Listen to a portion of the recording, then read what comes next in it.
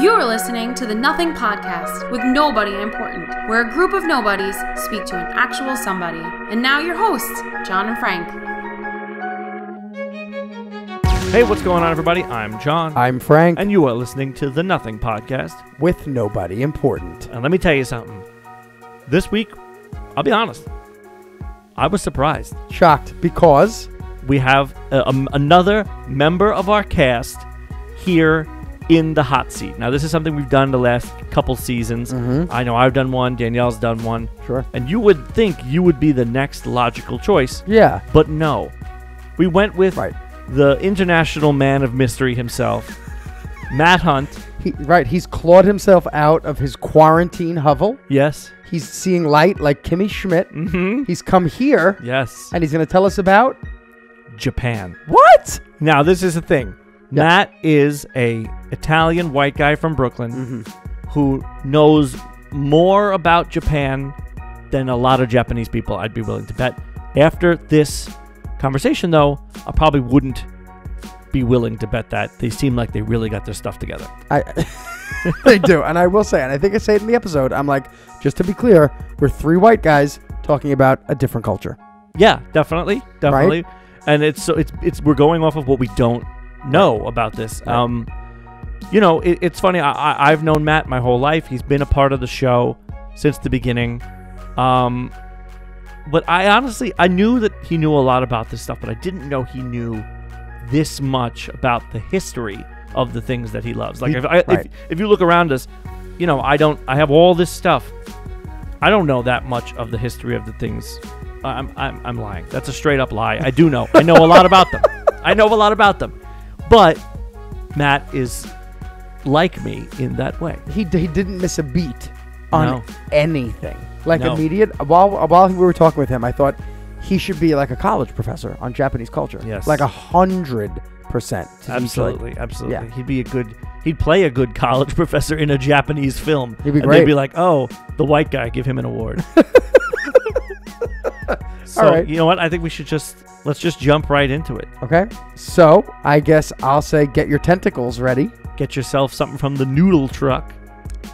Don't let your son go to the vending machine because you know what's in the vending machine. Yes, and hold on to your heads. Because here he is, today's guest. はじめまして。Matt Hunt と申します。日本の文化、本当に大好きです。Matt, welcome.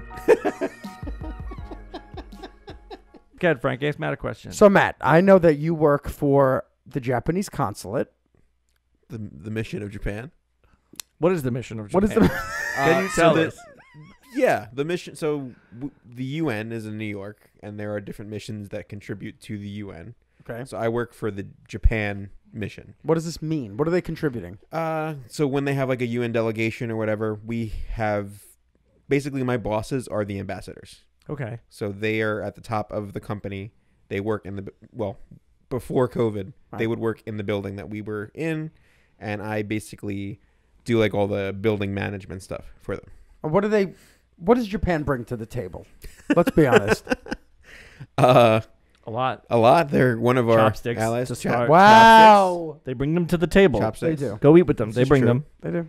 No, but yeah, that's basically it. So it's the same as any other mission in New York, but just Japan. Like the Save a Soul mission. Exactly like that.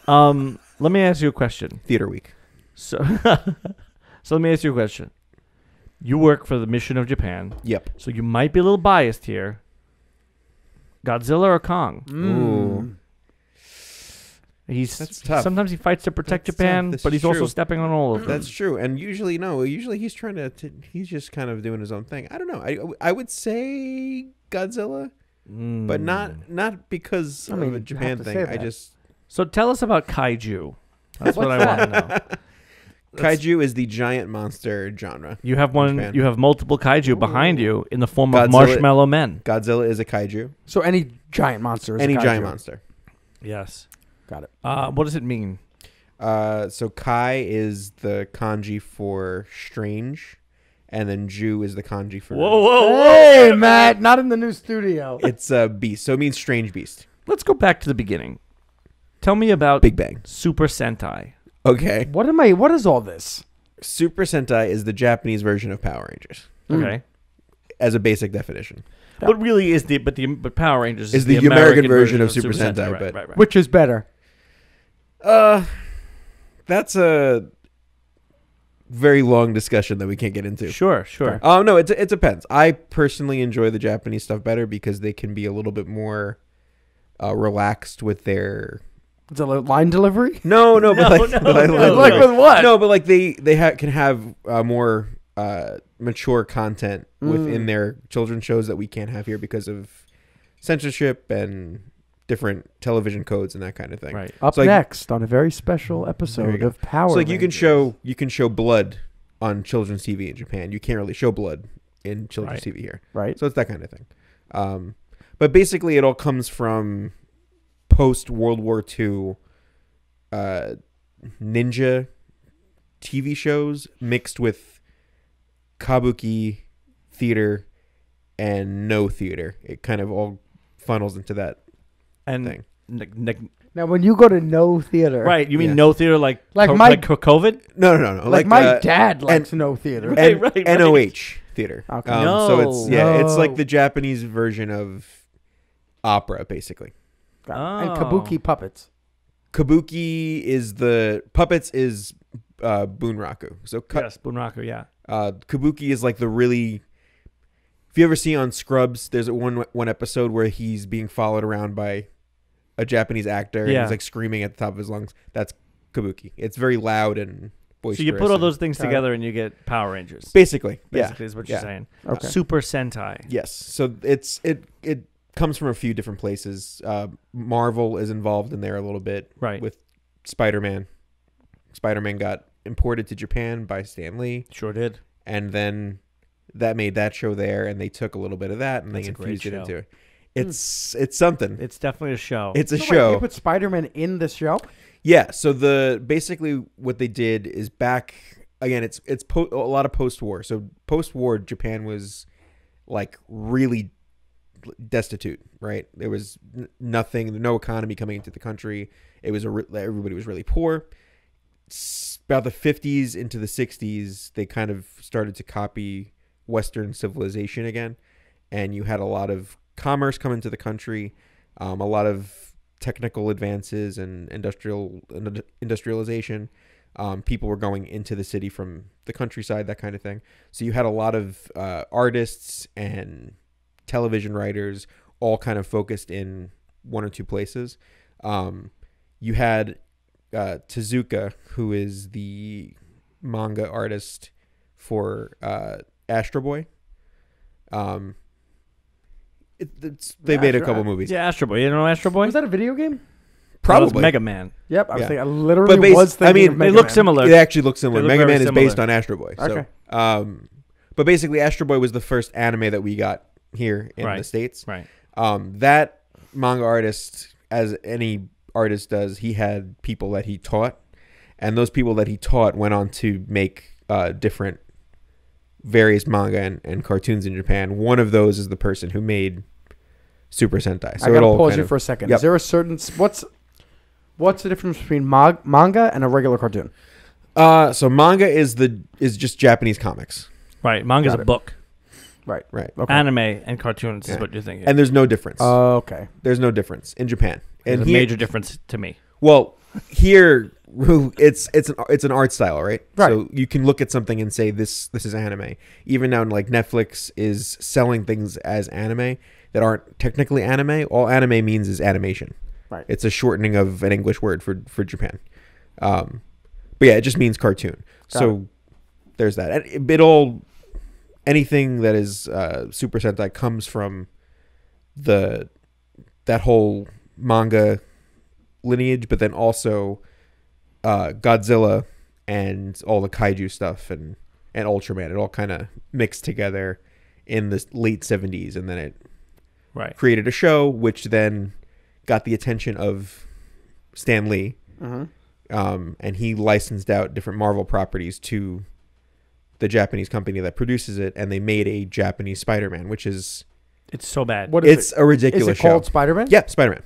Yeah, and he has a robot. He has a giant robot. He has a big robot. It's the most Japanese But Stanley was into this. Yeah, This he was his all show. about it. Actually, there's a documentary on Disney Plus right now, Marvel 616, I think it's called. Yeah. Each episode they do a different like Marvel thing and go into the backstory of it.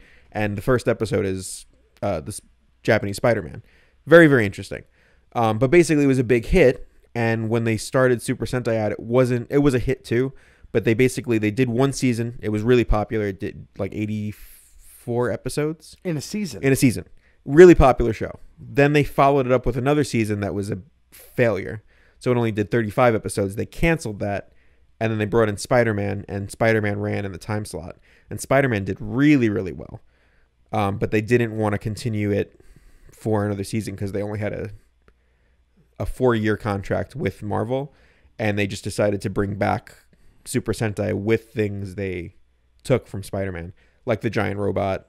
Right. All these other things. Who was the demographic for these? Kids. Kids. Absolutely kids. Even though Spider-Man, the drama side, like the human side, was very mature for the programming. It was basically about him and his girlfriend. And that's what it was about. So yeah, it's an interesting thing. But that basically all turned into Power Rangers eventually. Right. As for what is better, it depends on the season. It depends on who you ask. I like Japanese, so watching stuff in Japanese is more palatable to me. But it's the same premise. Yeah, more or less. I mean, it depends. Japan, most Japanese seasons, they're some branch of the military usually. Because it's based on that World War II stuff, right? So you have like the first season is literally no superpowers, no anything like that. It's just a branch of the military fighting essentially Nazis. Right, like Fast and Furious. Basically, yeah. Exactly, Fast and Furious. But then you get into other things like aliens and all that kind of stuff. Like and that's where you get Fast and Furious. Fast and Furious. Fast and Furious 5. Basically what we're saying is basically Fast and Furious is Power Rangers. right. Is what we were right at. Ultimately, Fast and Furious is Power Rangers. Wow. Yeah, it's involved. But that's how I learned Japanese. Right. When you were just by watching. Wow. How long did you spend not having any idea what was going on before you started to maybe put things together? So I started watching Japanese TV when I was 10. I was a big Power Rangers fan, as I still am. I figured out eventually that Power Rangers came from Japan. Because basically they cut up the Japanese footage, they film new footage with the American stuff, they splice it together. Wow. It's the only TV show that does that. Right, that's right. But can you tell? Absolutely you can. But as a little kid, you can't. Right. As a little kid, you're going, this is so cool. But if you look at it now, it's like, oh, yeah, that's Japan. Because there's Japanese people running away from the explosions. That's the best. Oh, no. My favorite, there's an episode of Power Rangers where they have to save somebody from a burning building. They run in. They grab the guy. And it's on camera, it's an older Japanese man that they're saving because it's footage from Japan. They go outside. The Japanese man has turned into a hot Caucasian woman. Yeah. Wow. It's fantastic. I've always wished that would happen to me. That's a good superpower to have. the other way around, though. Yeah, but that's basically how it was. So when I was 10, I had seen that, okay, this stuff came from Japan. I wanted to see what went into changing it to American TV because I was interested in acting and television writing, that kind of thing. And then also I just wanted to see what the show would be like in Japan. I watched a few episodes and I kind of got hooked. I had no idea what was going on. And this was back in the time when like getting things online was really, really hard and internet was low, like AOL times. Like LimeWire. Yeah, like LimeWire. LimeWire. Yeah. So I wouldn't even watch full episodes. I would find clips online and have no idea what was going on. But you liked it. I liked it. I knew that I liked it. The music really caught me because Japan is a very musical language because everything ends in a vowel. Really? Yeah. So it's easy to sing. So that caught me. And then just the visuals were interesting. The shows are so weird and different from basically anything that we have here. It feels more original. Yeah. It's just for people who don't watch it. Watching something like a Marvel movie gives me the same feeling as I do when I watch those shows. It's yeah, grandiose and it's epic and that kind of thing. But on a small screen budget and very cheesy and kitschy and that kind of Sure. thing, but it's part of the charm. Right. But yeah, I probably watched around, I don't know, for like 3 or 4 years before I even knew what was going on in the shows. Right. I would watch it. I would make What friends. a commitment. Yeah. I would. What a commitment. You could. It's not like complicated. Right, it's all visual. It's visual. It's if you've seen an episode of Power Rangers, you've seen all of the episodes of Power Rangers. so good. So when you watch the Japanese version, you can kind of tell, oh, they're fighting the monster. There's a robot. Like it's not. It's easy to grab. Easy, right? But what that does is, if you're good with like auditory learning, you can see like, oh, he has an apple, so this is the word for apple. And if you hear it over and over and over again, you learn it.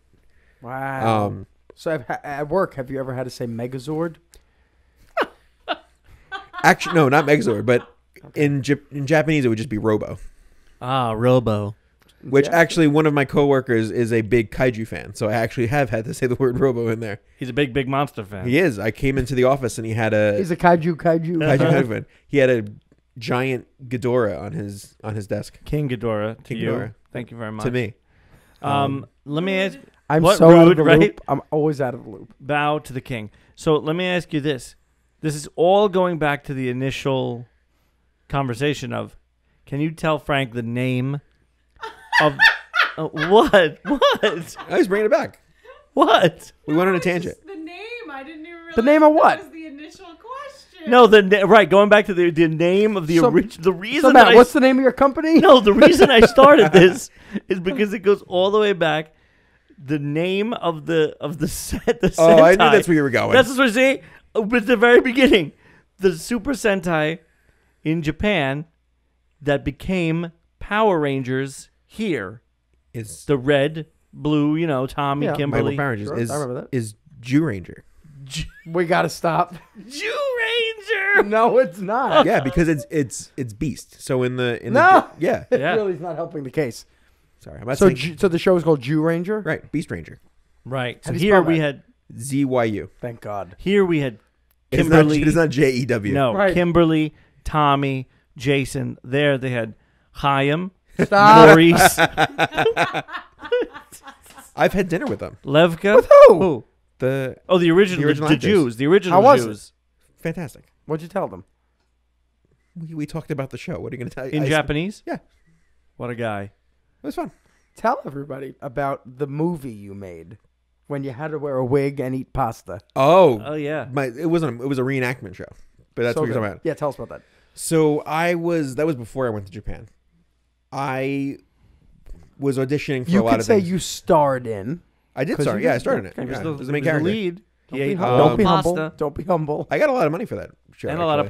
pasta. And a lot of pasta. I had to throw up the pasta. Oh. It's a food take. You can't swallow the food. You're after It's 20, a food take, Danielle. 20 You can eat all the food. I mean, I probably could have. They didn't want me to. Okay, so No, it was. I was at that point. I was like really, really trying to be like a on-screen actor. I was going to auditions every day. I got this one audition for a Japanese reenactment show where they just do like weird stories from around the world, but true stories. Weird but true. Weird but true, basically. So like it was like murders and like serial killer stuff. But then there would also be like lighter ones. And this one that I got cast for, a departure from my real self, was a video game nerd who has to lose weight because his girlfriend breaks up with him and cheats on him. Oh goodness. Yeah, it was depressing. But So basically, this was a lighter one. Basically, lighter is what one. you're Well, saying. lighter than the serial killers. sure. But basically, the idea was I was playing the real life person before he lost the weight, Right. which is a really great thing to hear as an And then actor. who played him after Chris A Hemsworth? model? No, like they got a model. They got a model. But if you look at the guy, if you look up the story, he actually went from looking like me to being a male model. Like that's the story. So he went from a nerd. But I got paid $300 a day for 2 days of shooting. Great. Wow. So what'd you do? I had a run like a training montage. Let's talk about the wig. Oh, the wig was fantastic. It's disgusting. So I'm bald. If for those who don't know, and This we're is on video, camera now. It's on camera. Here's I your am camera. bald. I don't have hair like I used to. But they needed me to have hair because the person in real life had hair. And people are going for verisimilitude on this show. Mhm. Sure. It's for Japanese audience. They really don't care. They think all Caucasian people are the same. And they are. But They are. we are. But it was fun, yeah, and it was cool to work with the Japanese film crew because that's a completely other experience. They work so fast. Did you shoot it here? Yeah. Did they treat you like royalty? It was pretty great. Nice. So I want to play a game. Okay. I want to play a game where we're just going to we're going to name various potentially racially insensitive Japanese stereotypes. Sure. Oh. And you tell us if they're true, Okay. not true, and if they are true, where they came from. Okay. I like that, actually. Okay? Yeah. All right. I'm going to start. Why does everything end in you or san? Okay, so yes, that is true. I don't know about you. San is... You like Matthaeus. Oh, that's the vowel thing that I was talking about. What makes Japanese easier to sing. He's a guest on this week's episode of the Nothing Podcast to Do. Right. That's... I love how you said that. Yeah, no, that's what that's from. Is because everything in Japanese ends with a vowel. So when they're saying English words, Right. Throw a vowel. they throw a vowel on there for even if there doesn't because like L and R are one sound in Japanese. So you Got it. they can't differentiate between that. They can't say easily like TH is impossible to teach a Japanese person. So that's where that comes from. San is a honorific. Matt can say this because he's taught English to Japanese people. Japanese people. I have Right. like empirical evidence of 100%. this. I had actually one student stop me once, and I spent about half an hour working on the pronunciation of because they wanted to learn how to actually say it. But it's really hard. I'm not going to ask you to demonstrate how a Japanese person would say it. It's not offensive to Japanese people though. Za. Oh, za. Oh, it's Like better Zia. than the... Oh, it's better than like duh or something Right. like that. No, because in basically how and the Japanese schooling system, that's a whole other discussion. Basically in Japan, you know how we learn Latin languages here, where like basically kids show up to class because they have to, Yeah. and there's no real interest in the language, but they need a good grade. That's English in Japan. Right, because USA. You have to. Well, it's because it's the business language. Right. So you have to learn English in school in Japan. Got it. It's compulsory, and you to go to high school because they don't have to go to high school in Japan, but to have any kind of job that requires high school and college, you need to have passed English.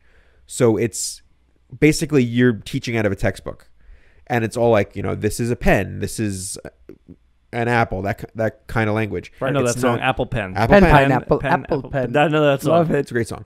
But that's basically where like a lot of Japanese people are. So when I worked in Japan, my job was to teach more conversational Right. English to the kids, while also still teaching from the textbook because that's what they need to pass the test. But I have coworkers still emailing me to this day asking, does this make sense from the textbook? Because a lot of it doesn't make sense. Like a Right. lot of it is, yes, it's technically correct in English, but because of the way English works, even though it's technically correct with the grammar, it doesn't sound natural. But that's like now, if you learn Spanish in a textbook. When I learned Spanish in high school and middle school, every page was like, Brenda and Tommaso go to the discotheque. Right. Who goes to the discotheque? Oh, well, Danielle and I are we're doing Duolingo. and it's like the man feeds the bear sugar. What? Right. What? He does? Because why it's- do I need to know that? It's examples that the writers of the book have like workshopped, and this will teach the most vocabulary. Right. This will let you pass the test. It's not to make a conversational Right. sentence. So it's basically you're learning this language to get a grade so that you can go to high school, learn more of the language, get a grade, go to college, get a grade, and then go into the workforce. Like that's how it is for Japanese people. So they're not really concerned about the conversation. Right. You'll hit the odd person who wants to do like English teaching or maybe like a media job or something where they require them to work overseas, or like where I work now, Right. where you need conversational English to get along with people in your job. Right. Those people are going to be more interested, and they usually go to like bonus lessons. So when I taught in Japan, I taught junior high, and I taught in an English cafe, which basically was Excuse me? yeah. So basically, it was Latte. Hello, latte. Governor. It was a cafe. Care for a this tea. really great, like really really nice, personable lady ran it out of her house. People It's already weird. Keep going. it's less weird teaching it out of less your weird in house? Japan, but basically people would come in They would order. They had food. It was a cafe. They had food and drinks. They would order them, sit in like a discussion circle, and I would teach them English. But it was English that you would never hear in a textbook. Like we would talk like movies or like food or travel, that kind of thing. And they would have a rotating staff. So like we had a girl from Africa. We had a girl from Canada. We had me. So they would bring in different types of English too, which was interesting. That's a great idea. Yeah, it was great.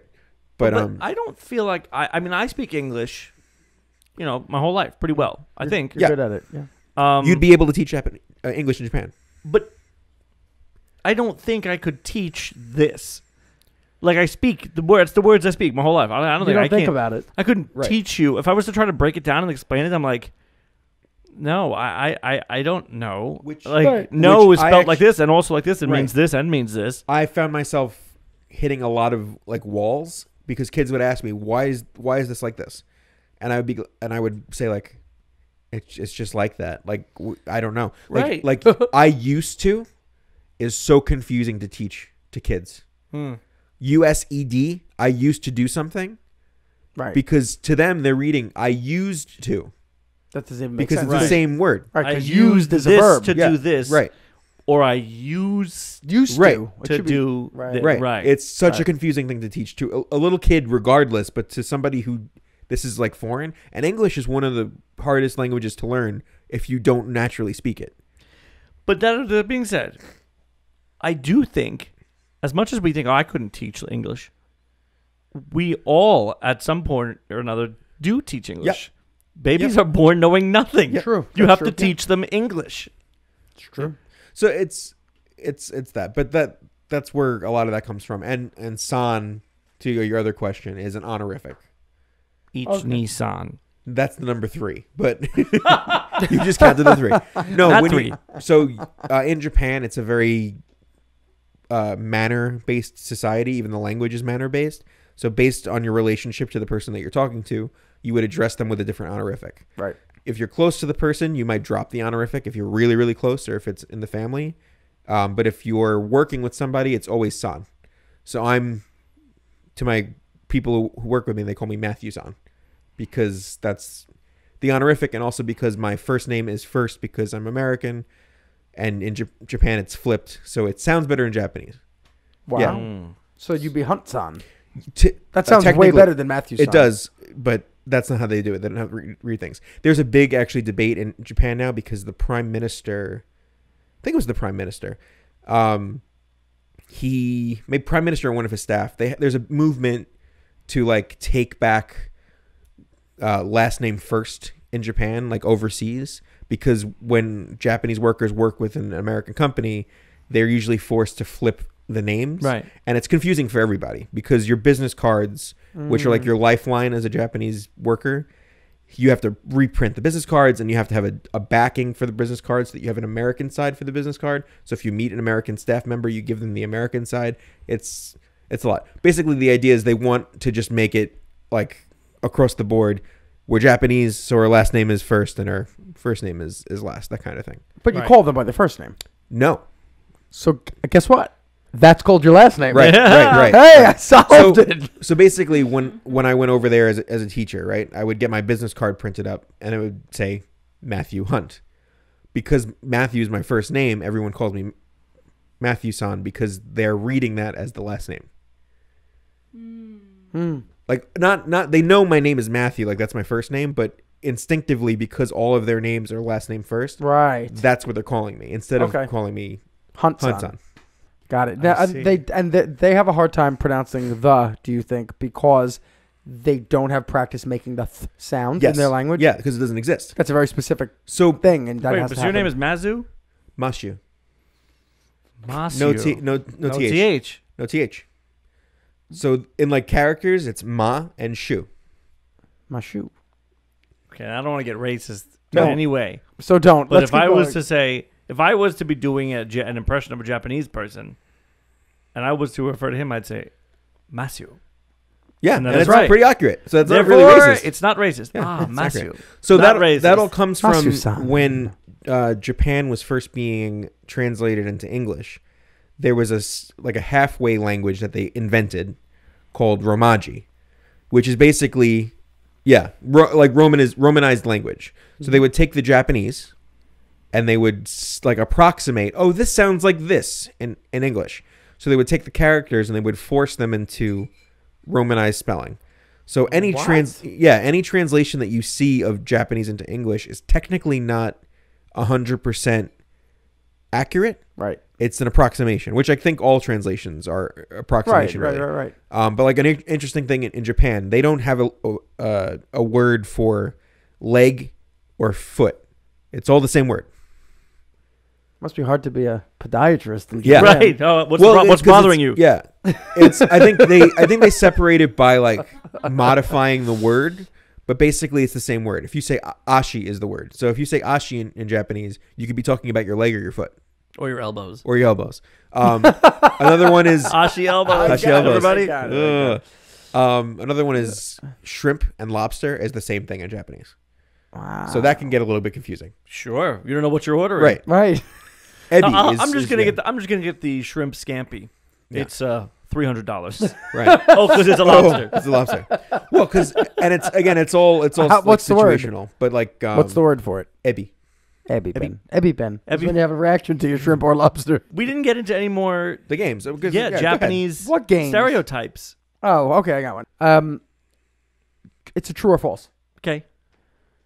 The green topped soy sauce at the sushi place actually has less sodium.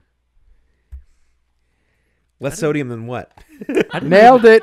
I didn't even know that's supposed to be a thing. So that whole thing in Japan, diet food is very new, and a lot of people don't really care about it. About diet food. Because they're all naturally healthy anyway. Right. Okay. So like they don't really care. They Like, don't need to do that. yeah, like it's only in the last 5 or so years that they've had like vegan stuff, vegetarian stuff, because they don't care. They're like everything in Japanese food has fish in it. Right. No matter what you're eating, it has fish in it. Which is healthy. I want to ask you about Japanese businessmen. Do it. Stereotypes abound with Japanese businessmen, Yes. and a lot of them are true.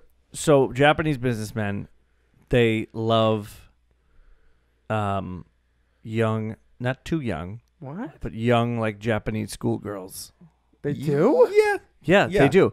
When we were in Japan, which I don't want to bury the lead here, but I've also been to Japan with Matt. There are vending machines Oh, no. that Yeah, sell it's true. used panties. It is true. In the vending machines. fuck. Worn, used. It is true. And the U.S. is just starting to catch up with OnlyFans. Yeah. But Japan has been there for a while. Japan doing invented these So, things. Matt, you've seen used panties vending machines? Yes. Yeah, I saw them. We saw them in Japan. Yeah. Just like they're just there on the street? Yeah. Like, There's a vending machine for everything in Japan. They Oh my God, love it's vending crazy. machines. And their vending machines, like the regular ones, are the best you've ever had. So cool. an automat. It is basically an automat. They have food vending machines, but they also have like hot drink vending machines. Coffee. Yeah. But it comes out hot. Right. And I can't explain to you how amazing it is on a cold night walking from your apartment. Nothing's open, but you finding a vending machine with hot coffee. And it's pretty good. And it's delicious. Delicious. Oh, when we were there, first of all, let's get into Japan Can I say stories. one thing before the story? Yeah. Imagine Matt's walking for his apartment. He only has a quarter on him or whatever the equivalent is. He's getting his cup of coffee. That's all he needs. He hits the wrong button. He gets a pair of underwear. I would fucking die. Yep. I would die. Pair of underwear. Yeah. I mean, a win-win situation. Right. A flavor that they have in Japan that we don't have here. Not that we don't have it, but it is like orange, cherry, lemon or whatever we have. They love honeydew melon. Yes. Ooh. Melon everything. Nice. They love it. And when you go to like a vending machine, Melon first soda. of all, melon soda. Oh, the melon soda is so good. Yeah? But you go there and the vending machines work outside like a 7-Eleven vending machine. You buy the cup and then you fill it up outside. Also, ingenuity abound. Their cans are the same size as our... I'm going to use your can. Okay. COVID. I'm presenting. Okay, cut to Here's John. the can. I you don't have to say that. Doug I knows? trust Doug. even though he does not have a preview window to see that I'm presenting to this camera, but that's fine.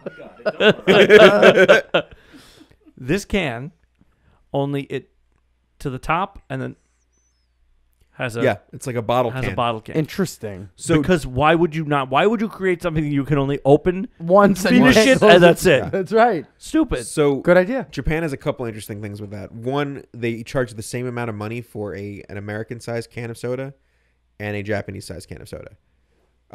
Because they're is the Japanese-sized can soda smaller, right? Yeah. Their belief is Japanese are healthier by nature. They would opt for the smaller one anyway, so why charge more for the bigger one? And do they? No, usually people are buying the smaller bottle of soda. But the reason that they have those bottle caps is because Japan's recycling and garbage system is super strict. Like, you have to do everything to the letter. When I lived there, I actually had a thing posted on my door by the apartment complex because I had to follow the rules like to the T, because you have to separate the garbage into burnable, regular garbage, pet bottle recycle, which is like soda bottles, and used undergarments. But basically, so they do for the vending machines. They do that the cap thing because the cap goes in a separate pile than the regular bottles. So if you throw out a bottle in Japan, there's actually a space for the bottle, a space for paper, and then a space for the bottle cap. So you have to take the paper off the bottle? Yep. No, hey, not don't. Doing that. What? Oh, Yeah. That's not going to happen. I'm like, sorry, I'm American. I'm going to throw it on the floor. Yeah. It all goes in one thing. Because the paper's technically, I could It's be wrong burnable. about this. It's burnable technically.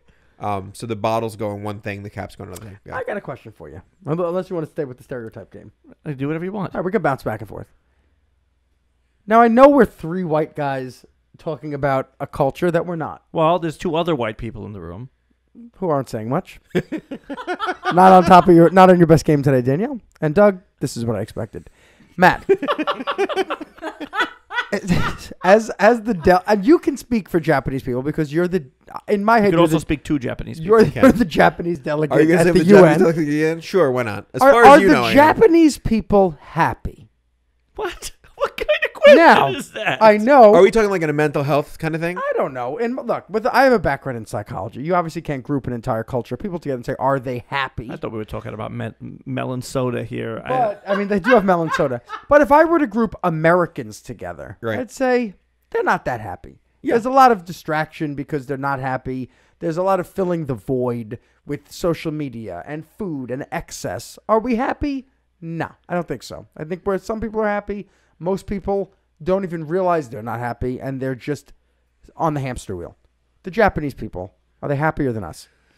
So, I'll answer that with two parts. One, a big stereotype in Japan to tie it back is there's very high suicide rate, and that's very true.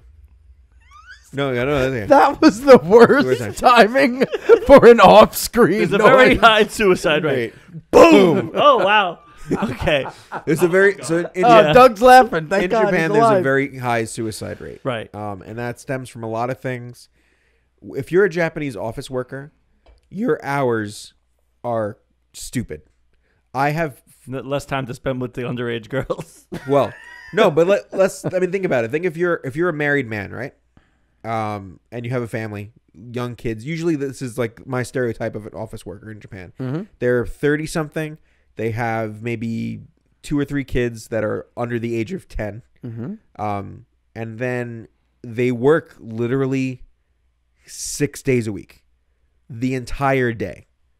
So I have coworkers now, and they're in America, so they don't really have to do this, but they leave work at like 11 o'clock at night.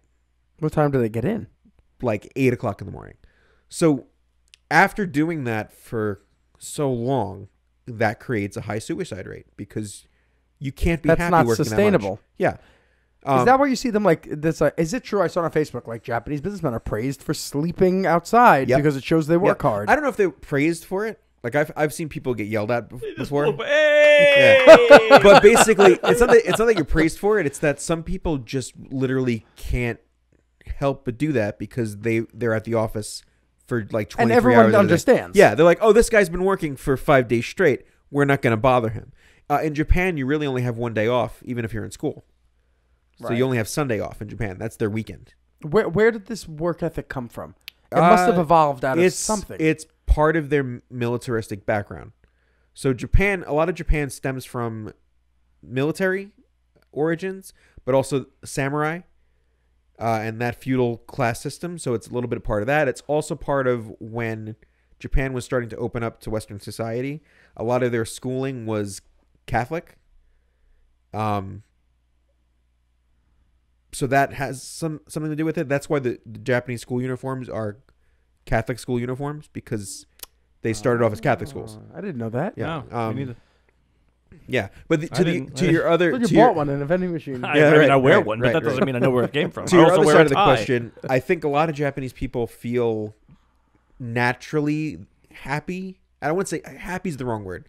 I think in Japan, if you are someone who stands out from the crowd, you're ostracized. So to someone who is happy in Japan, you're fitting in with everybody else. You're not making a scene. You're the cog in a wheel, but you're happy to be the cog. That's the goal. In Japan, standing out is looked down upon. Right. I think it's starting to change, especially like now. There's a big move in Japan with LGBT and that kind of thing. But that, like, even like 5 years ago, was a non-starter. So that's kind of I think it's not so much happy as it is content that you're in the system, like you're part of the matrix. That's right. It feels That's like the there. aspiration. Right. What are the aspirations to go beyond it, create your own company?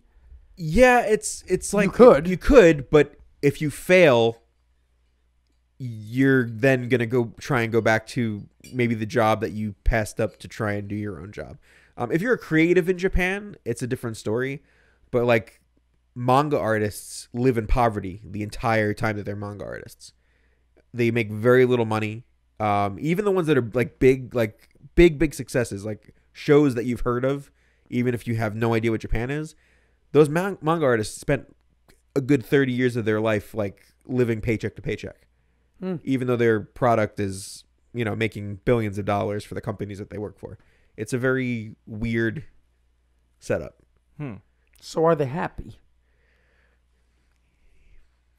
I would say no, but I'm sure there are people there who are like really happy that they have a job and a family that they can support with the job. Like, but if you ask them if they're happy, they're gonna say yes. Yeah. Otherwise, they bring dishonor to their families. Well, no. So like you joke, stereotype? but that's true.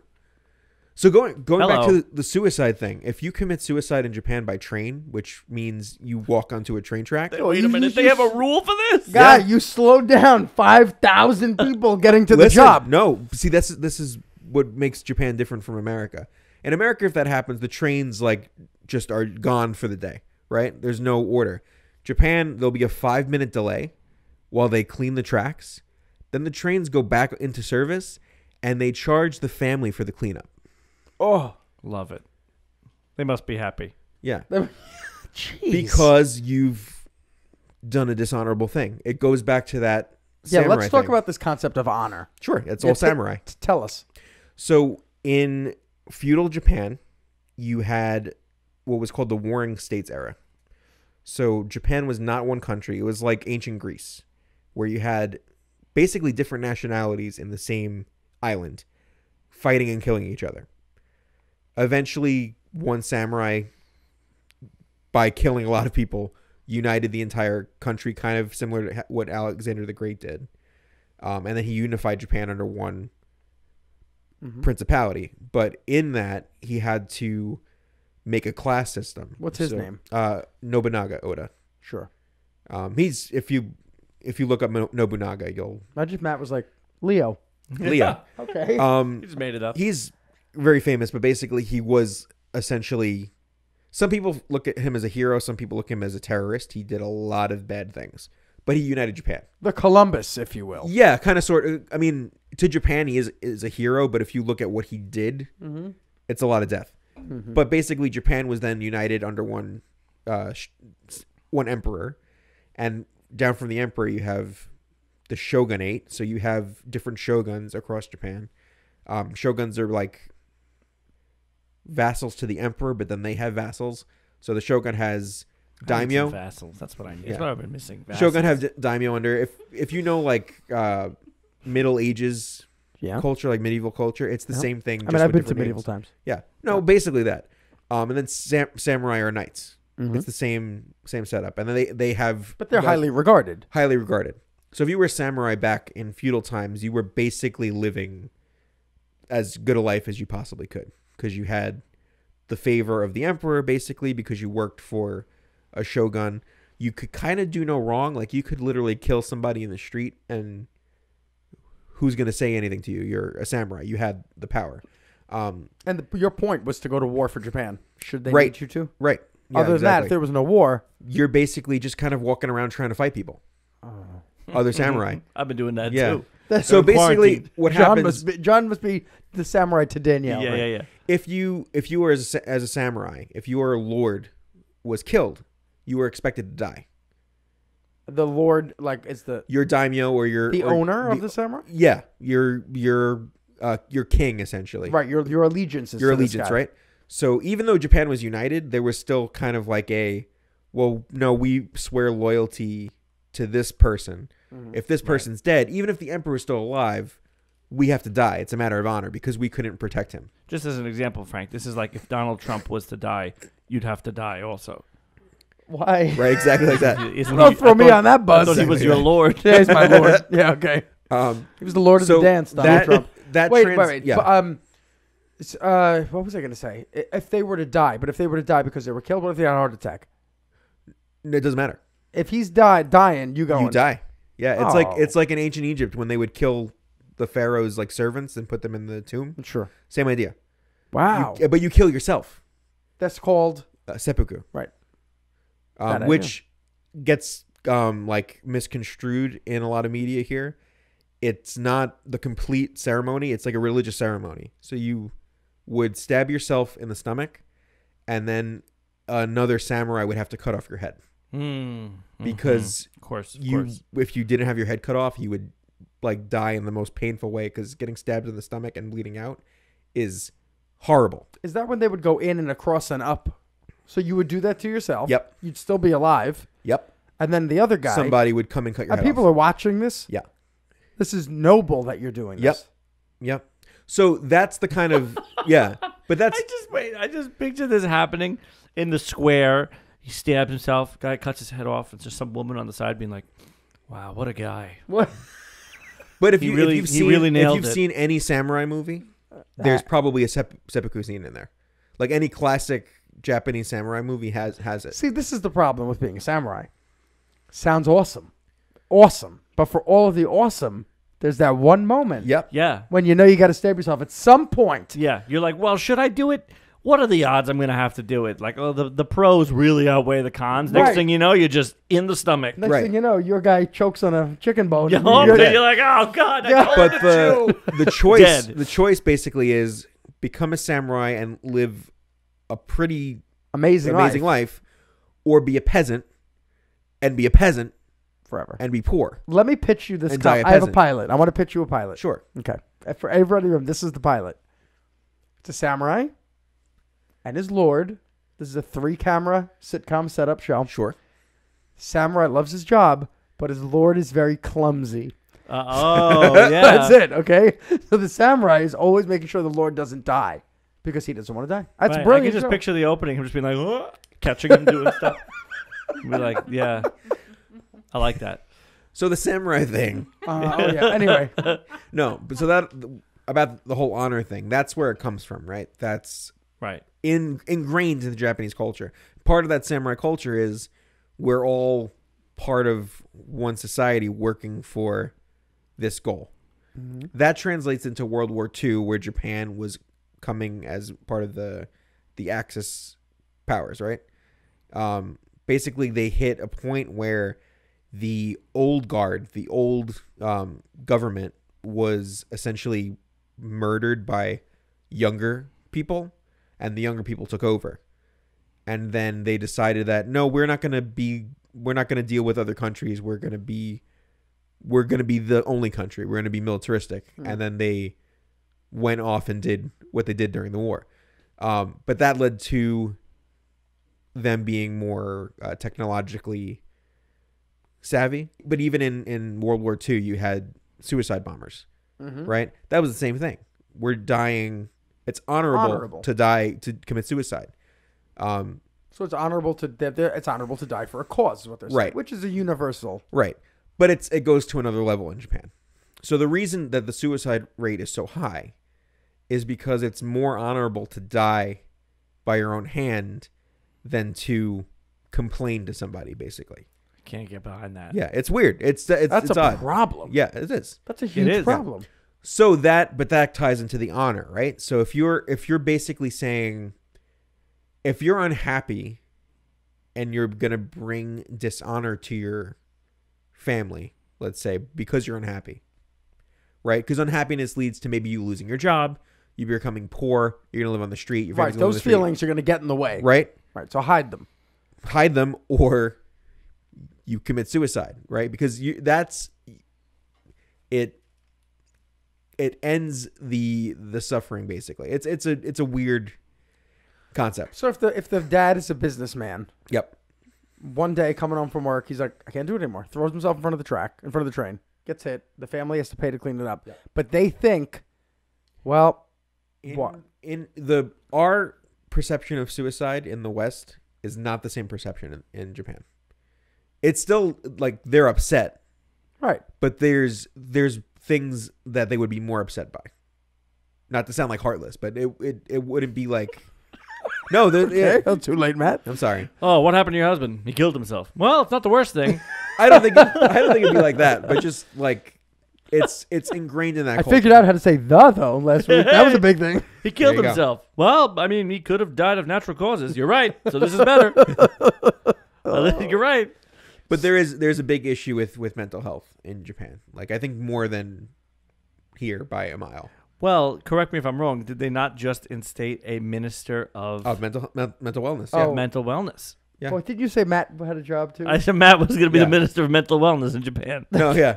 As a joke. I should not be that job. He was like, He goes, yeah, I shouldn't be that job. Because they'd call me up and they'd be like, yeah, you're right. It's pretty bad. Could you imagine the minister of mental wellness? They go, well, your office is your door's right here. You can go in. You can settle down. We'll get your secretary. He's like, no, thank you. No problem. Opens the door. Paperwork to the roof in that office. Can't you like go in like hugs or something like there?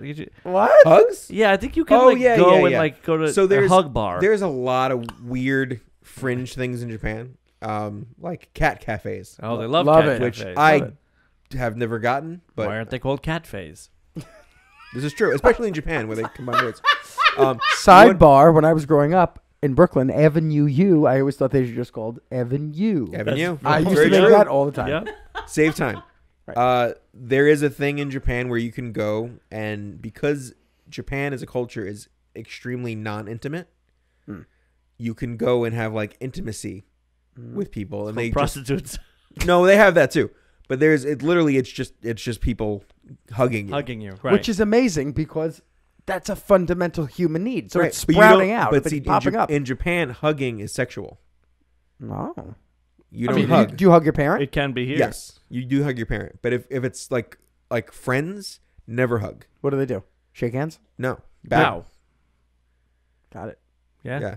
That was the first thing they taught us. Don't touch. No shaking hands. Bow to everybody. Now, if you are offered, like if you are not Japanese and a Japanese person offers to shake your hand, Smack it away that's, and no, bow. that's Oh. them understanding. It's back it away. That this is what you That do. this is what you do in your country, but you should never offer. This is shake- fascinating. shake to your me. Yeah, oh yeah. Shake someone's It's a hand. totally. I keep saying that to Danielle. Are they on this planet with It you? is Like, a totally it's a different world. culture. it's amazing. It is a different culture. different world. I mean, Yeah. it doesn't look. It's not like you go there and you're expecting to see like the Jetsons with like things flying around. Like you think when you're in Japan, like it looks for the most part, unless you're in like some of the places where there's like a lot of old buildings. Whereas like here, if you were to see an old building, you're like, oh, that's an old building. There, if you see an old building, like, oh, there's Oh, a million steps that's- and 1,000 pillars. Right. It's like that's It's a castle. a cat, right? Yeah. So like those old buildings and stuff, like the traditional, they do exist. Yeah. It's not like everywhere though. Most of them are fake though. What? Yeah. They've we built get into fake that? old buildings? So World War II, we bombed a lot of Japan. Not just us, but okay. not us. Not this us, room. Not I this thought room. I No, might no. have not remembered. But- no. America did. I understand. Right? So a lot of the castles and all those old structures, which were not built to withstand Yeah. fire, but not even bombs, just like natural disasters, really gone. So there's only I'm off on the number, but there's probably only like 10 real castles left in Japan. The rest of them are reproductions that are still old, but they rebuilt them after World War II. Right. Okay. Right. So the castle that we went to, John, is one of the only castles in Japan that's real. Nice. Oh, nailed it. Thank God. I was worried you went to a faker. Yeah. Faker. So let me ask you. I want to ask you a couple more things. And I know Doug is gonna be really interested in this one. What about hentai? Oh God. Oh God. Jeez. Do you have That being said, I don't know. I just picked Doug randomly. Do you have a more structured question, or you just Sure. Why do you like it? No, what? No. What's Why? okay? But I think if we could draw Let's a make circle here. our assumption on why it's a thing. Yeah. So if we're drawing an arc here, it all goes back to the same repression of emotional and sexuality and whatnot. Like hentai is okay. And for those of you who don't know, that's Let's do it. Let's say what hentai is, but everybody just says a word and we make a definition. It's not a Cards Against Humanity card. It is. It is. It is is. a Cards Against we'll- Humanity card. We'll do one word. Everyone give one word, okay. and we'll just keep going around. But okay. Well, so, yes. But wait, can we give?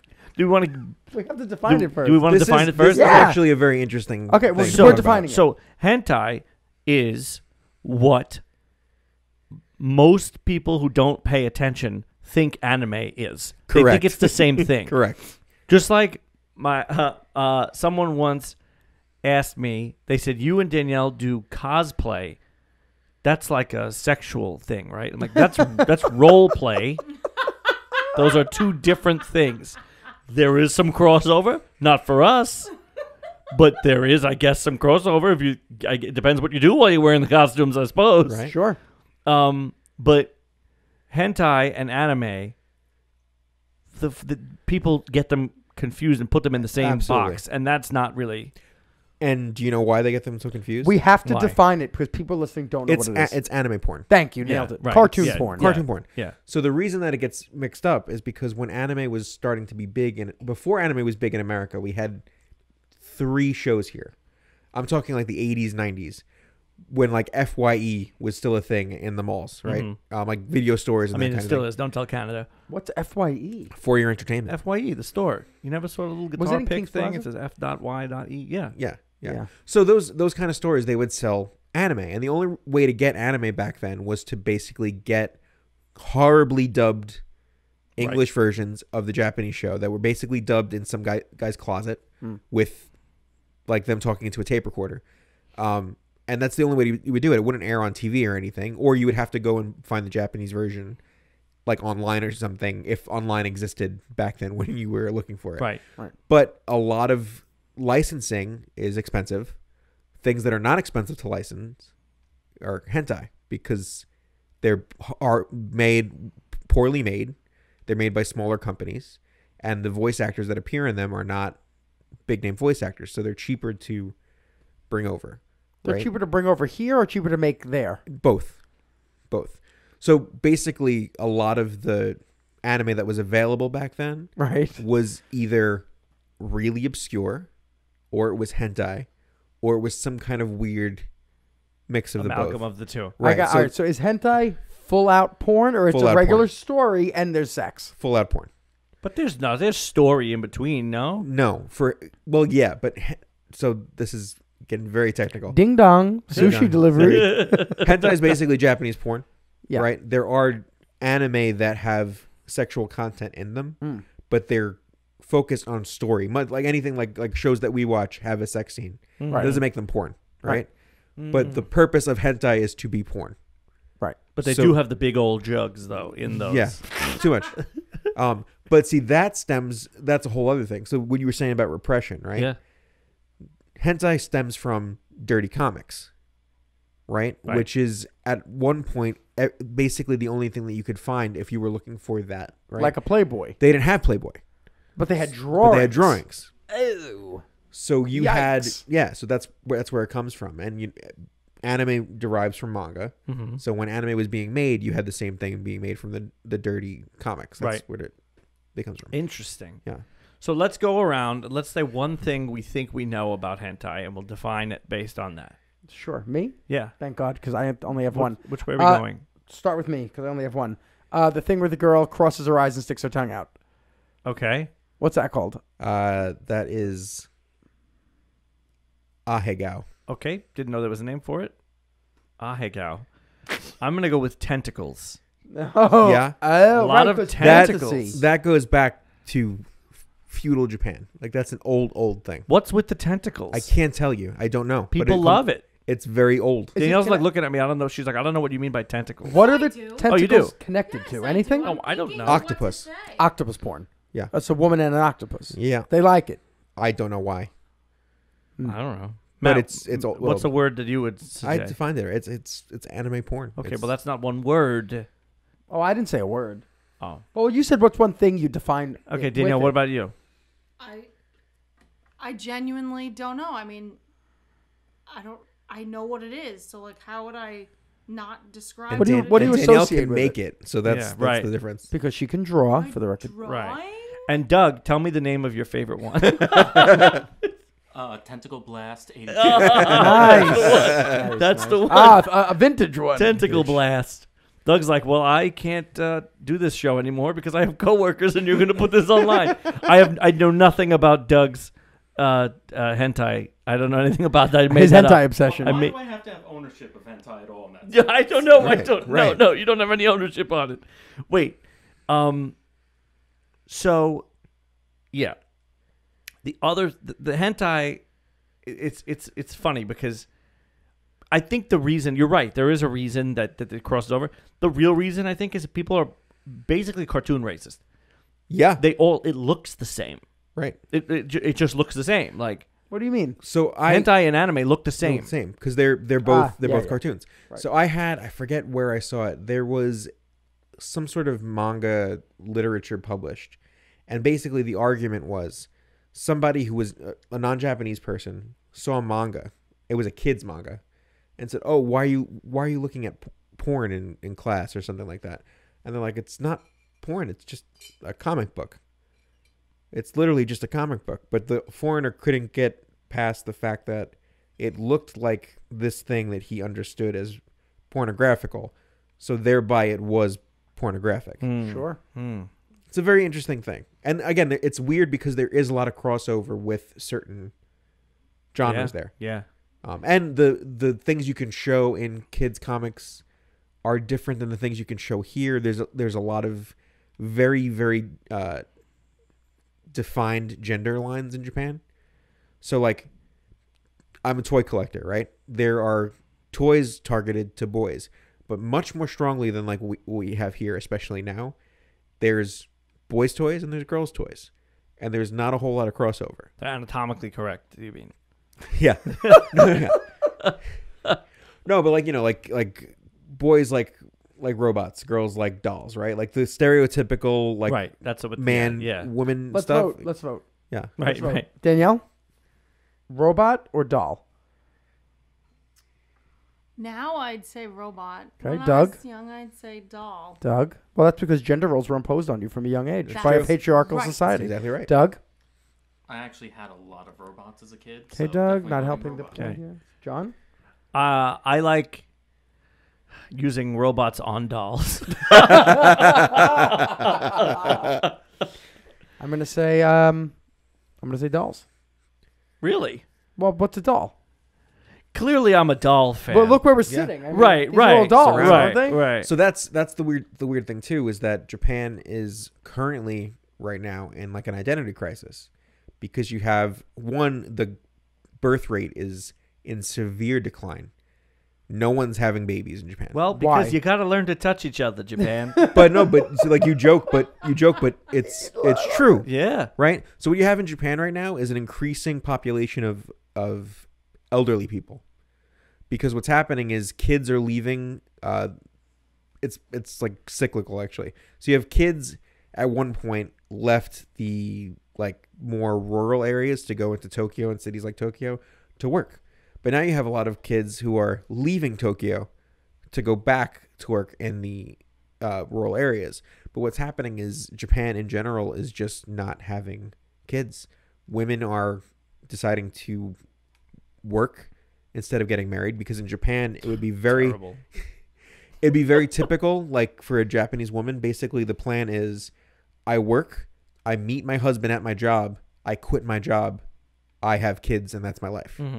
That's it. Like there's no greater aspiration in traditional life. Right.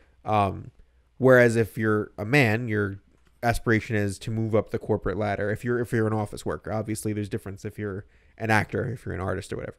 But if you're in a corporate Japan, you're supposed to move up, and that's your life. You're in the corporate world until you die. There's no retirement. But that's like a feudal, like a exactly. It's the you're same thing. in your caste. That's wow. what it is. It's wild that they still, you don't want to say the country. society still lives that way and follows those types of But rules I guess and things. it is crazy in a way. But then it's like, well, what are we doing?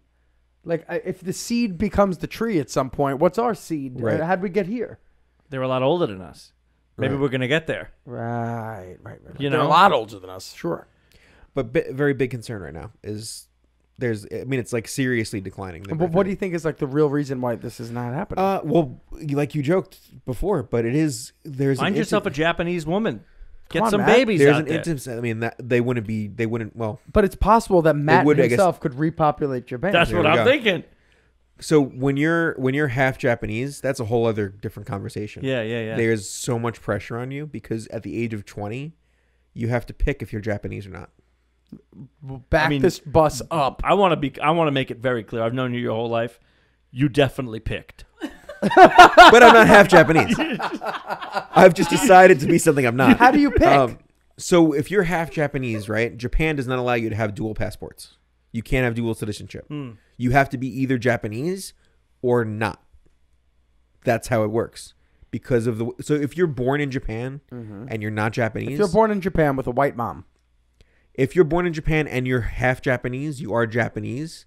But if you're not Japanese at all, you're not Japanese. Does that make sense? Well, I mean, I'm not Japanese at all, and I'm not Japanese. Right, but if you're born, like say look say if somebody comes into America and like immigrates even legally, whatever, right? And they have a baby. The baby's American because it was born in America, right? Right. Name the baby for hypothetical purposes. Mary Jo. Mary Jo's American. Very American. Yeah. Yeah. Very American. But if that happens in Japan, they're not Japanese. They have no birth right to the land. Basically, is what I'm saying. But if you're half Japanese and half something else, until the age of 20, you're allowed to keep both citizenships. At 20, which is the age that you're regarded as an adult completely in Japan, there's even like a ceremony and everything. You have to choose: am I Japanese or am I this other thing? And if you choose the other thing, you lose your passport. You lose. Well, it's weird. You don't lose your Japanese passport. You lose your. You basically stay in like a weird limbo situation, and it depends basically on migration when you go back into Japan. But let me ask if you you're allowed in. Who cares? People care. What did you pick? That's the problem, is that a lot of people do care because it's an older society, right? If you're a grandparent and you have a grandchild, right, who's one, if you're an older Japanese couple and your daughter marries an American guy, the fear running through your head that the daughter's going to run away to America and you're never going to see her or your grandchildren again is very real for Japanese people. I've talked to people about it. So that's one fear. If they're in Japan and you're worried about, oh, your grandchild is going to not be Japanese anymore. And like the pandemic happened, there were thousands of people who were expats from America to Japan who couldn't get back into Japan because of how strict the laws were going back into the country. So imagine your grandparents lived in Japan, right? And you were outside in America for a vacation. You are Japanese, Right. but your husband is not, He's American and he's with you. Right. You can get back into the country, but he can't. Except he lives in Japan. But he's not Japanese. Wow. So it's a very complicated visa setup. But that's it's weird. So there's a lot of things to decide. It's a very weird thing to be. It seems it. I'll tell you what's weird. We were in Matt. No, we were in Japan, and this is funny. When we were there, this is kind of a non sequitur, but not really, because it's funny that you said that they do a lot of weird stuff. So you know how here we have the ice cream truck drives around, plays the music, you run outside, get your ice cream.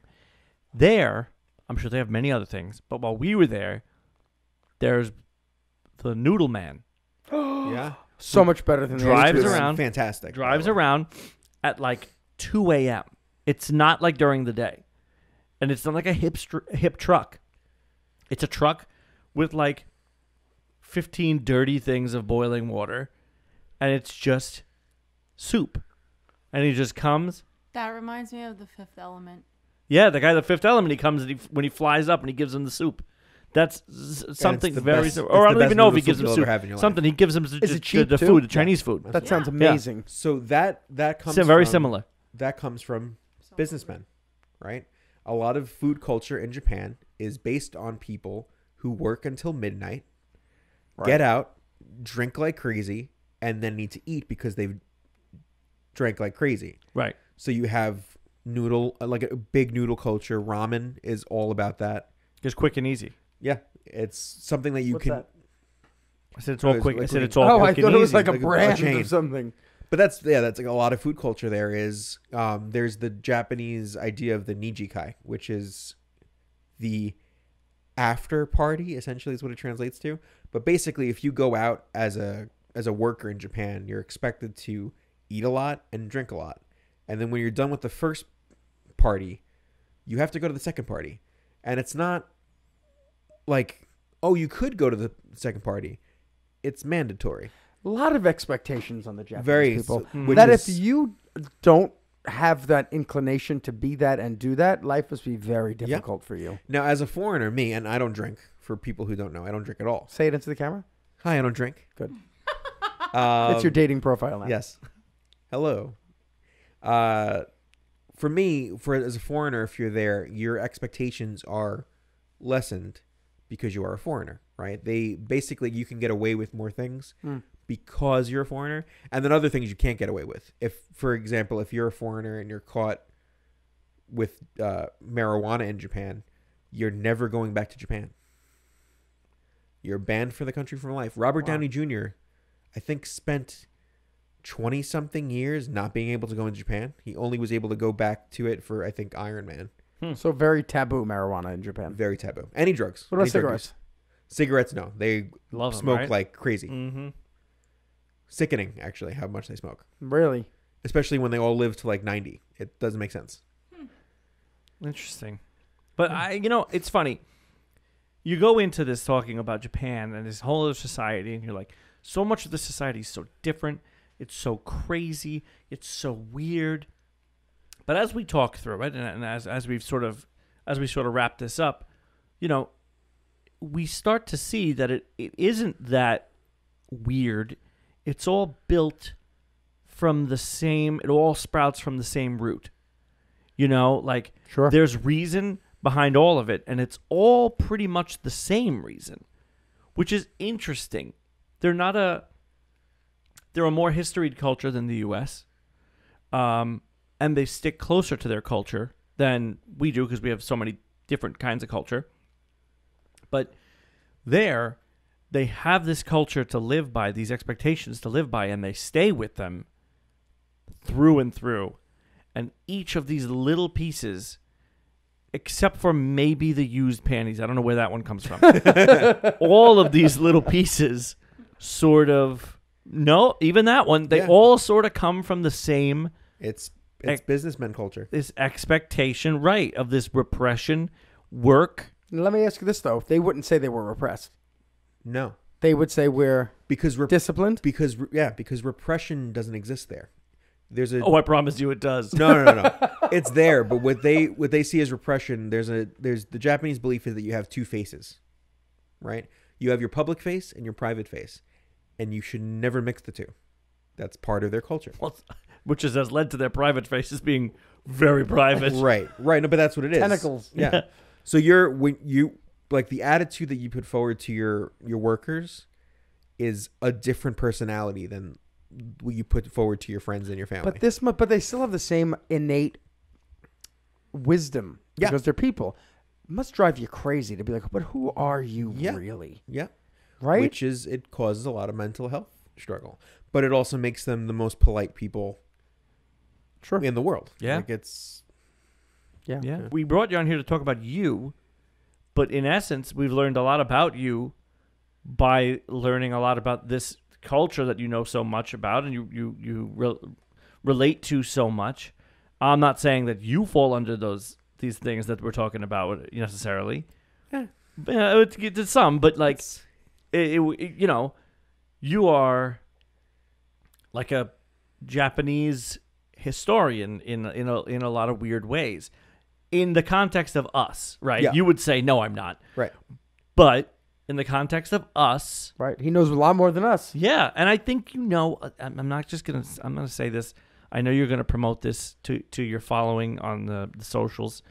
I would be willing to bet that you know a lot more about the culture than a lot of young Americans who follow these things. What are you can't? Is it? What's the phrase that I said to you the other day that you were like? I asked you if it was a slur. Oh, otaku? Is that what Yeah. But what is it in American? Well, otaku is nerd. In English, rather. Yeah. Right. No, otaku. Yes. But what was there's a term. Oh, weeaboo. Was that weeaboo? Yeah, something like that. Yeah, weeb. A weeb. There it is. A weeb. Yeah, it's like a person who claims to know a lot about Japanese culture because they watch anime. But they don't actually know a lot about Right, culture. they're fake. So if you're a fan of anything Japanese culture based, right, you're going to start off as what would be called online a weeb, which is someone who thinks that they know Japanese because they've watched an episode of anime. And that's how you learn language, is by watching one episode of one TV show. But if you are like me, you take that interest and you actually apply it to actual learning. I didn't just learn Japanese from TV. I mostly learned it from watching people on TV, but the shows that I watch on TV are not things that you would say in everyday, right? Like you're not running around the street screaming robot at people. That was your gateway. That was my gateway, exactly. So you take that and you, like I told my students, you have to find something that you love, and then you have to watch that or listen to that in the language that you want to learn. So if you like music, listen to a French song. You'll learn French much easier listening to that song than you would reading a French textbook. Right. That's kind of what it is. Yeah, sure. Yeah. Last thing I want to do, now that we're on camera, we can do these kinds of things, which is part of our new system here. I want everybody, it doesn't have to be everybody, you behind the computers, if you don't feel inclined to participate, you don't have to. Thanks. Uh-huh. I would like to, in which case then we could just bounce it back between, it could probably be just me and Frank, actually. What? You know what? I'll just do it myself. No, Frank. I want to demonstrate just a few. For those of you who don't know out there, we haven't been talking too much about what these things are. So anime, right? We talk about anime. I want to just see some of my favorite anime reactions to things. I've never watched an anime. Yeah, so I'll give you an example. Okay. Matt, give me a mood, and I'll demonstrate to my camera how anime reaction would be. Yeah, this is I'll give you the benefit, by the way, of watching the show. You can see the full Pokemon range of emotions. Yes, by watching this, you can see how. Do you want to move your mic out of the way a little bit? How good I am at anime. No, my mic is good because I'll be a Japanese podcaster. Okay, you're shocked.